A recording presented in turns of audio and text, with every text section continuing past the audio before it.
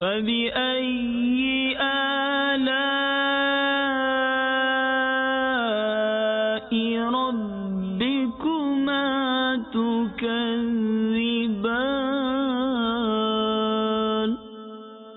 ترجمہ کنز ایمان، تو اپنے رب کی کون سی نعمت جھٹلاؤ گے؟ الحمدللہ رب العالمین والصلاة والسلام علی سید المرسلین، اما بعد، فاعوذ باللہ من الشیطان الرجیم، بسم اللہ الرحمن الرحیم۔ الصلاة والسلام علیک یا رسول اللہ وعلی آلک واصحابک یا حبیب اللہ۔ الصلاة والسلام علیک یا نبی اللہ وعلی آلک واصحابک یا نور اللہ۔ میٹھے میٹھے اسلامی بھائیوں اور مدنی چینل کے ناظرین، شان حبیب الرحمن میں حکیم الامت مفسر شہیر مفتی احمد یار خان علیہ رحمت الحنان نے بہت دلچسپ حکایت نقل کی ہے۔ چنانچہ حضرت سیدنا مولانا جلال الدین رومی علیہ رحمت اللہ الغنی مثنوی شریف میں فرماتے ہیں کہ ایک بار تاجدار مدینہ سرور قلب و سینہ صلی اللہ تعالی علیہ وآلہ وسلم نے شہد کی مکھی سے دریافت کیا کہ تم شہد کیسے بناتی ہو؟ اس نے عرض کی، یا حبیب اللہ صلی اللہ تعالی علیہ وآلہ وسلم، ہم چمن میں جا کر ہر قسم کے پھولوں کا رس چوستی ہیں، پھر وہ رس اپنے دہن میں لیے ہوئے چھتوں تک آ جاتی ہیں اور وہاں اگل دیتی ہیں، یہی شہد ہے۔ ارشاد فرمایا کہ پھولوں کے رس تو پھیکے بھی ہوتے ہیں اور شہد میٹھا، یہ تو بتاؤ کہ شہد میں مٹھاس کہاں سے آتی ہے؟ تو شہد کی مکھی عرض کرنے لگی، قدرت نے ہمیں سکھا دیا ہے کہ چمن سے چھتے تک راستے بھر آپ صلی اللہ تعالی علیہ وآلہ وسلم پر درود شریف پڑھتی ہوئی آئیں۔ شہد کی یہ لذت اور مٹھاس درود پاک ہی کی برکت سے ہے۔ صلو علی الحبیب صلی اللہ تعالی علی محمد۔ میرے میٹھے میٹھے اسلامی بھائیوں، شہد کا تذکرہ ہوا تو شہد بھی اللہ تبارک و تعالی کی عطا کردہ نعمتوں میں سے ایک عظیم ترین نعمت ہے۔ یہ ایسی نعمت ہے کہ جس کے استعمال مختلف ہیں اور فوائد بھی مختلف ہیں۔ مسلم اور بخاری شریف کی روایت ہے کہ حضرت سیدنا ابو سعید خدری رضی اللہ تعالیٰ عنہ فرماتے ہیں کہ ایک شخص نبی کریم رؤوف الرحیم صلی اللہ تعالی علیہ وآلہ وسلم کی بارگاہ میں حاضر ہوا اور حاضر ہو کر عرض کی کہ میرے بھائی کا پیٹ چل رہا ہے۔ تب رسول اللہ صلی اللہ تعالی علیہ وآلہ وسلم نے ارشاد فرمایا کہ اسے شہد پلا دو۔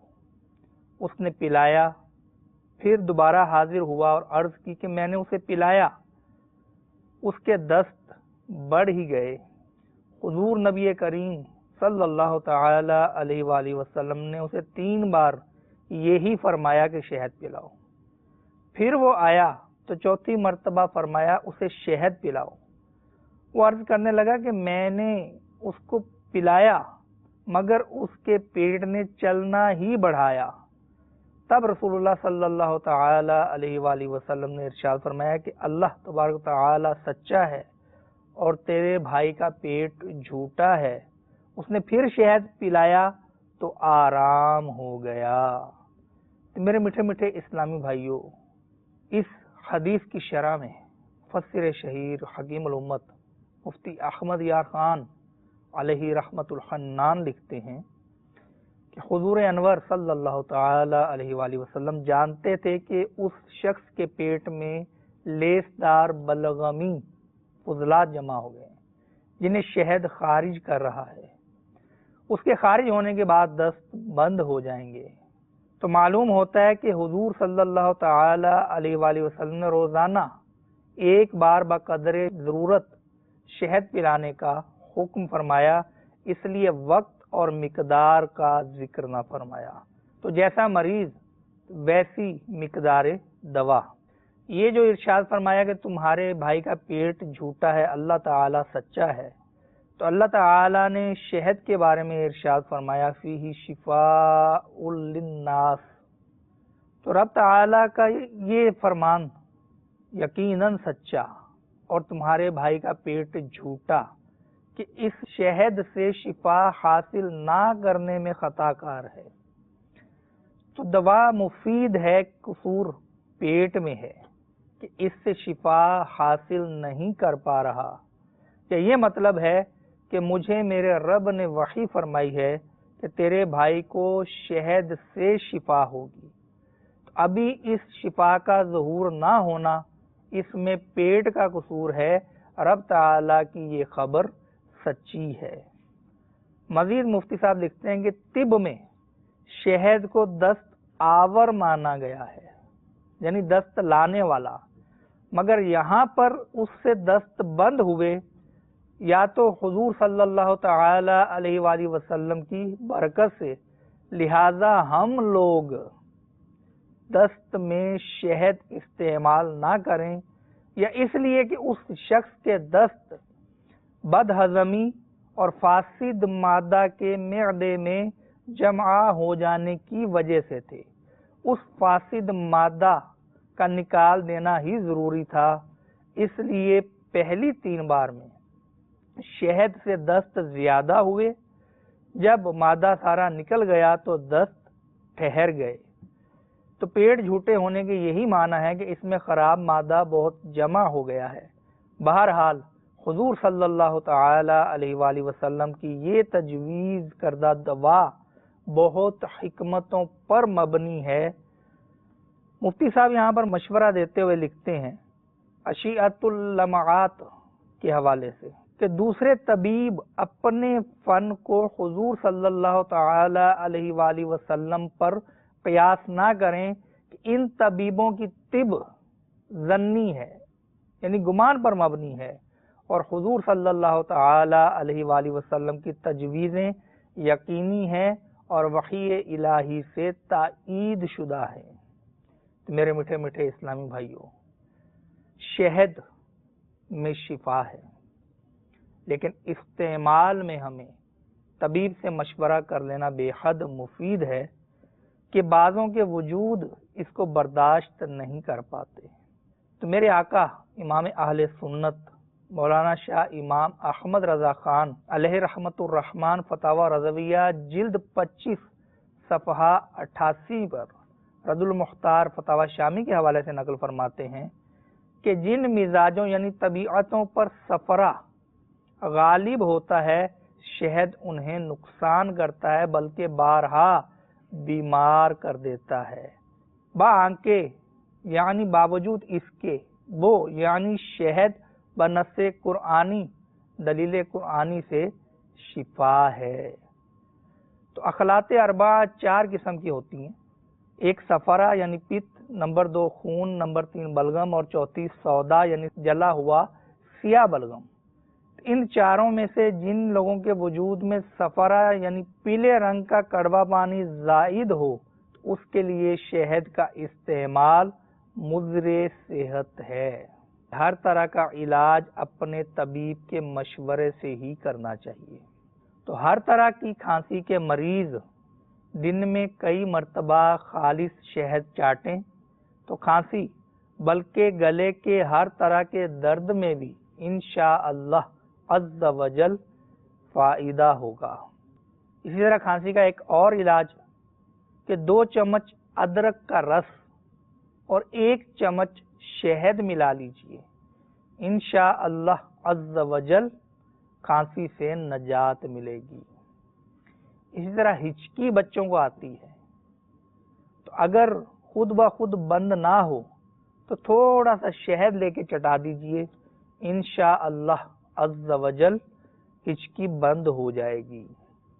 کان میں بارہا درد ہوتا ہے تو خالص شہد یا تلسی کے تیل کے چند قطرے کان میں ٹپکانے سے انشاءاللہ عز وجل کان کے درد میں راحت ملے گی۔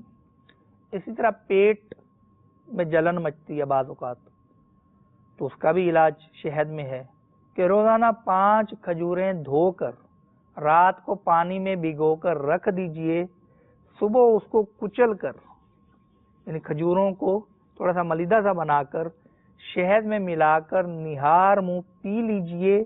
یہ علاج 7 دن تک جاری رکھیں، انشاءاللہ عز وجل ٹھنڈک ہو جائے گی۔ اسی طرح ایک بہت میٹھا میٹھا علاج کمزوری کا کہ انسانی بدن کمزور ہو جاتا ہے، تو مفسر شہیر حکیم الامت مفتی احمد یار خان علیہ رحمت الحنان نے بڑا ہی پیارا نسخہ لکھا ہے۔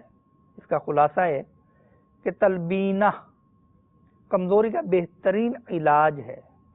تو 2 قسم کے افراد پائے جاتے ہیں، ایک تو یہ کہ وہ بہت زیادہ پھیل جاتے ہیں، موٹے ہو جاتے ہیں، اور ایک یہ کہ بہت زیادہ کمزور ہوتے ہیں۔ اب وہ چاہتے ہیں کہ ہم تھوڑا سا صحت مند نظر آئیں، تو ان کے لیے بھی، اور جو بیماری سے اٹھتے ہیں، کمزوری کسی وجہ سے ہو جاتی ہے، تو اب وہ طبیب کے مشورے سے یہ تلبینہ استعمال کریں۔ کمزوری کا علاج ہے، اس کو بنانے کا طریقہ بڑا آسان ہے کہ دودھ میں جو شریف یا گیہوں یعنی گندم کا آٹا یا بھوسی ڈال کر اس کو پتلا پکا لیجیے اور ضرورت کے مطابق شہد ڈال دیجیے، پھر حسب خواہش تناول فرمائیے۔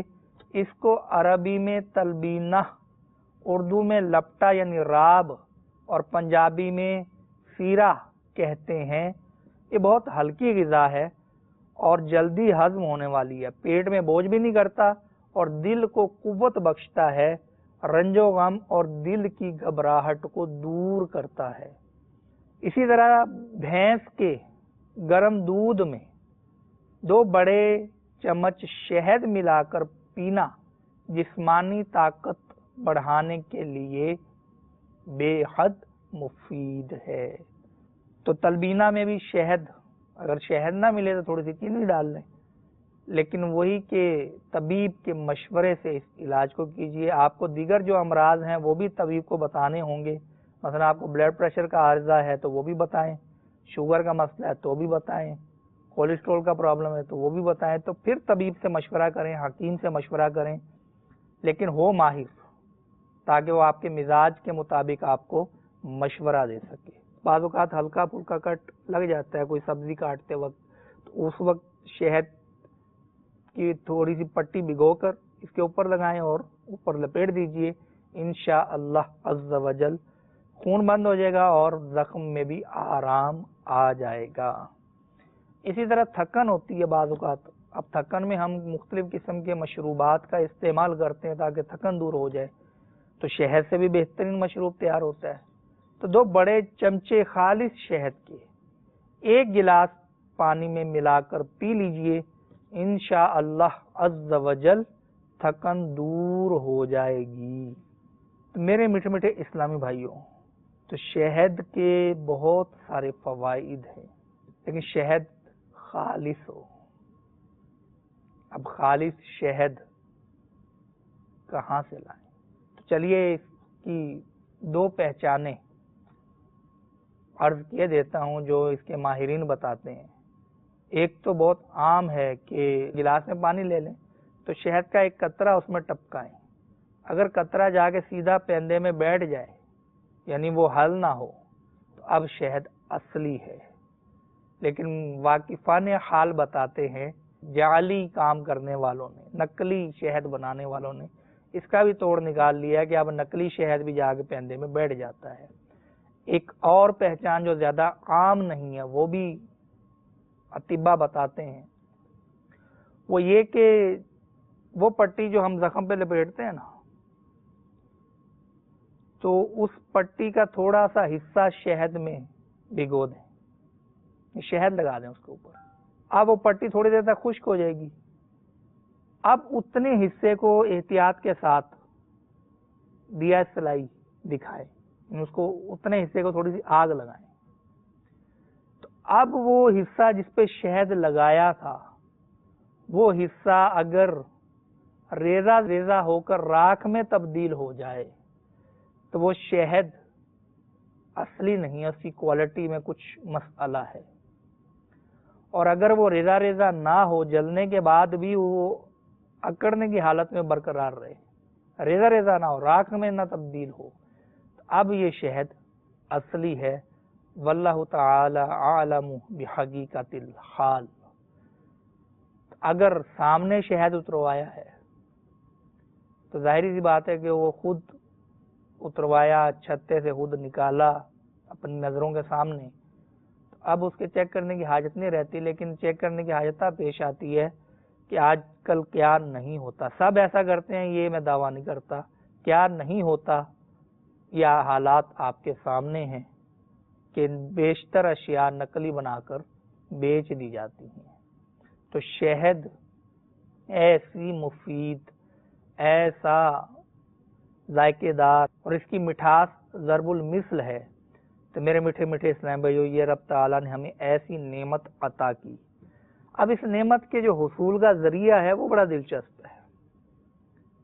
شہد کی مکھی شہد بناتی ہے، اب یہ باغات میں جائے گی اور پھلوں کا رس چوسے گی، پھر رس چوسنے میں ان کی ڈیوٹیاں ہوتی ہیں، تو ایک چھتے پر ہزارہ مکھیاں مقرر ہوتی ہیں، پہلے یہ اس چھتے کو بناتی ہیں، اس کے لیے موم پیدا کرتی ہیں، پھر موم کے ذریعے یہ اس چھتے کے اندر سوراخ آپ نے دیکھے ہوں گے، کبھی آپ کو دیکھنے کا موقع ملا ہو تو سوراخ 4 کونوں والا نہیں ہوتے، 6 کونوں والے سوراخ ہوتے ہیں، نہ 5 کونے، نہ 4 کونے، نہ 3، بلکہ 6 کونوں والے سوراخ ہوتے ہیں۔ پھر سٹور روم ہوتا ہے، پھر مکھیوں کی مختلف ڈیوٹیاں لگتی ہیں، ہوا کی گزرنے کا راستہ، پھر جو رس چوس کے لاتی ہیں وہ انڈیلتی ہیں، پھر اس کو ایک خاص درجہ حرارت شہد کو درکار ہوتا ہے، یہ اپنے پروں سے بھی کام لیتی ہیں اس شہد کو تبدیل کرنے کے لیے۔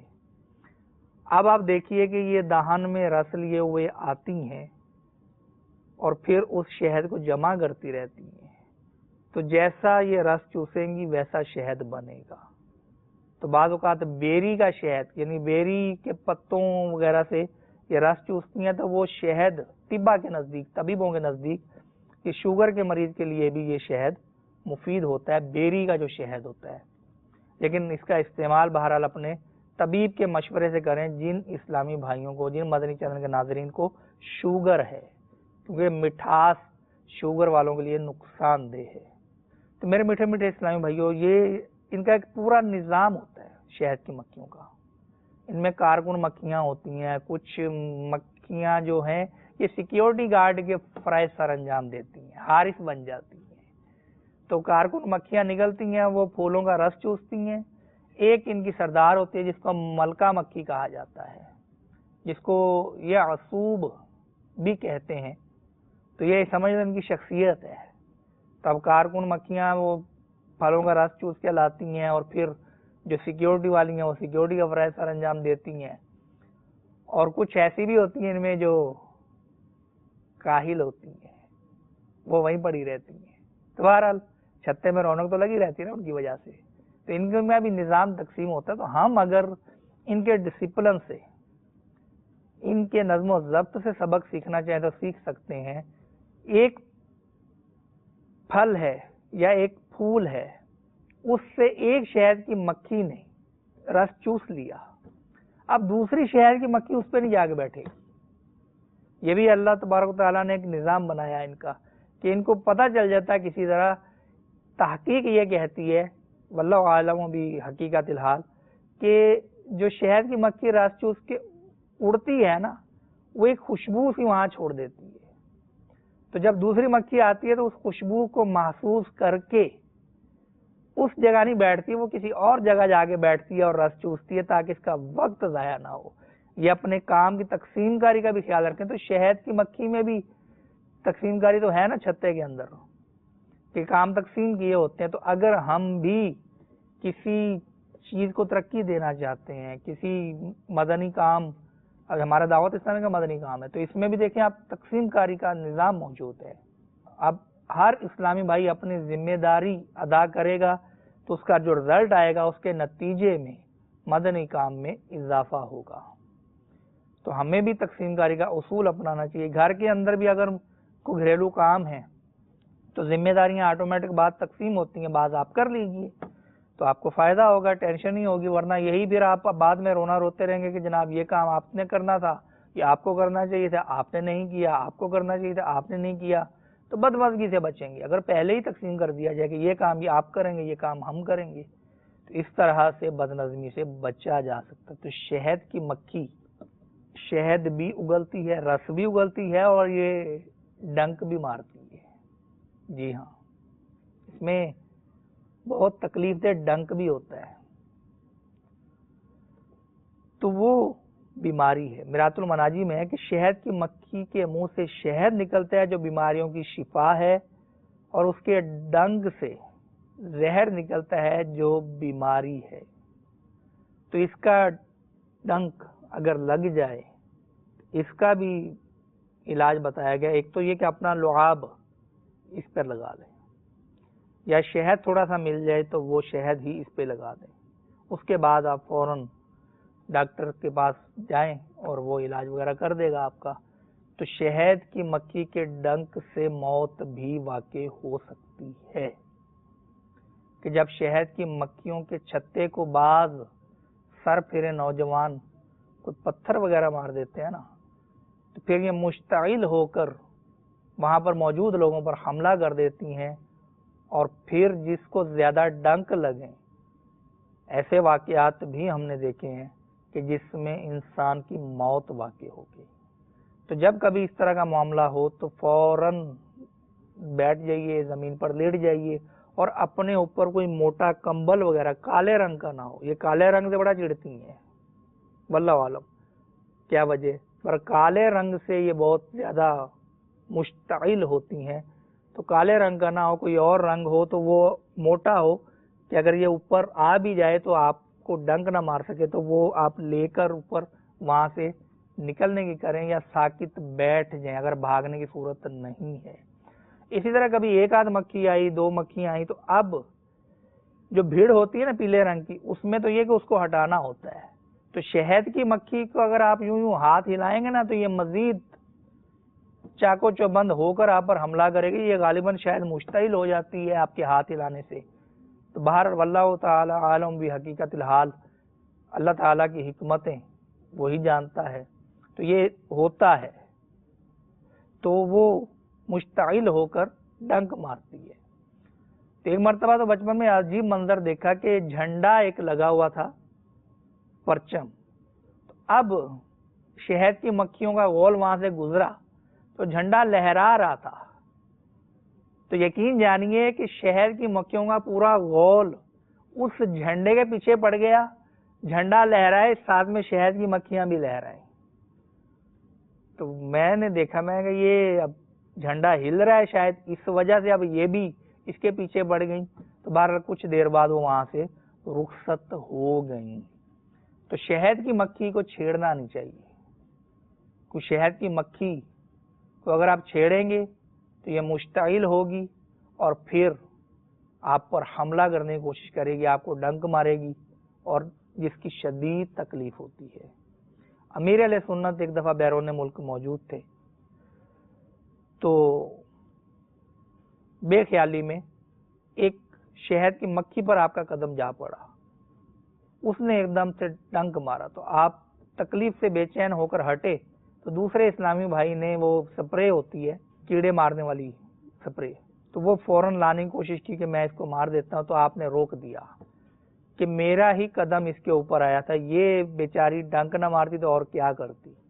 پھر آپ نے آخرت کے بارے میں مدنی پھول لٹاتے ہوئے ارشاد فرمایا، اس شہد کی مکھی کے کاٹنے میں بھی آخرت کی یاد ہے، کہ اس شہد کی مکھی کا ڈنک آج برداشت نہیں کر سکتا تو کل بچھو کے ڈنک کیوں کر برداشت ہوں گے۔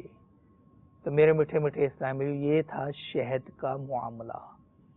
تو شہد اتنی پیاری نعمت ہے، اس کو آپ چینی کی جگہ بھی استعمال کر سکتے ہیں۔ چائے ہے تو چینی جو اطباء ہیں ان کے نزدیک اس کی جگہ اگر شہد ڈالا جائے تو چینی کے کچھ نقصانات سائیڈ ایفیکٹ تو ہوتے ہیں نا، تو ان سائیڈ ایفیکٹ سے بچا جا سکتا ہے. تو شہد حسب ضرورت ڈالیے. تو پہلے زمانے میں چینی کہاں تھی، تو شہد وغیرہ ڈال کے ہی یہ میٹھا کیا جاتا تھا چیزوں کو، شربت کو، چائے کو. تو شہد، اب شہد ملے بھی تو صحیح نا، اتنا کچھ مہنگا بھی ہوتا ہے بعض جگہوں پر. اب جہاں فراوانی ہوتی ہے وہاں کچھ سستا ہوگا. اور شہد کی خوشبو بھی بڑی پیاری ہوتی ہے، جس نے سونگھی ہے اصلی شہد کی خوشبو، وہ خوشبو بتاتی ہے کہ یہ شہد اصلی ہے. اور بعض اوقات شہد ہوتا اصلی ہے، اپنے پاس رکھے رکھے جم بھی جاتا ہے سردیوں میں. شدید سردی ہو نا تو یہ بالکل کھانڈ کی سی شکل اختیار کر دیتا ہے، یعنی چینی کی سی شکل. جس طرح چینی پہ آپ پانی ڈال دیں، مکس کر دیں تو اب وہ تھوڑی سی جم جاتی ہے. تو اس طرح شہد بھی ہم نے خود اپنے بچپن میں دیکھا کہ شہد کو کافی عرصہ رکھے اگر تو سردیاں آتی ہیں تو پھر وہ جم جاتا ہے. تو بہرحال شہد جلدی خراب نہیں ہوتا، لیکن بہت پرانا شہد ہو جائے اس سے پہلے استعمال کر لینا چاہیے. تو چھوٹی مکھی کا شہد ہوتا ہے، بڑی مکھی کا شہد ہوتا ہے.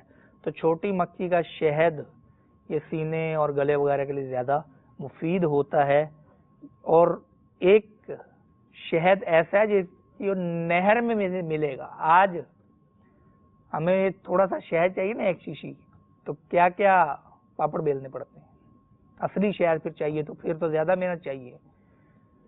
تو شہد نہر میں سے ملے گا. وہ نہر کہاں ہوگی؟ وہ نہر جنت میں ہوگی. تو جنت میں 4 نہریں ہوں گی، ایک پانی کی، ایک شہد کی، ایک دودھ کی، اور ایک پاکیزہ شراب کی. تو اب جب جنتی شہد کی نہر میں سے پی لیں گے تو انہیں ایسی صحت اور تندرستی مل جائے گی کہ وہ پھر کبھی بیمار نہیں ہوں گے. تو یہ جنتی شہد وہاں کی نہر سے پینے کی اللہ تبارک و تعالی ہمیں توفیق عطا فرمائے. یہ رب تعالیٰ کی بہت پیاری، بڑی میٹھی میٹھی، بڑی دلکش اور منہ میں پانی لانے والی نعمت ہے. تو اللہ تعالی ہمیں ان نعمتوں کی قدر کرنے اور ان نعمتوں کے جواب میں شکر ادا کرنے. اور شکر کا ایک طریقہ یہ ہے کہ رب تعالیٰ کی نافرمانی سے بچا جائے. تو اس نافرمانی سے بھی بچنے کی توفیق عطا فرمائے. آمین بجاہ النبی الامین صلی اللہ تعالی علی محمد صلو علی الحبیب صلی اللہ تعالی علی محمد. فبأي آلاء ربكما تكذبان.